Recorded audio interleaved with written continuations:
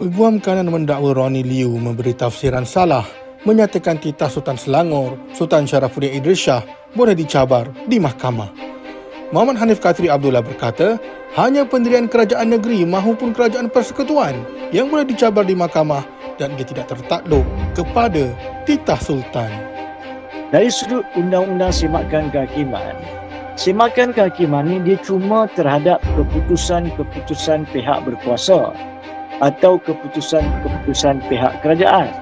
So dalam satu nafas, apabila Ronnie Liu mengatakan kononnya, saya katakan kononnya, dia katakan Sultan tidak memegang kuasa dalam urusan urus takdir negeri, maka bagaimanakah dia nak katakan titah baginda tuanku itu adalah keputusan negeri? Nampak tak? So on one hand dia kata Sultan tak ada kuasa.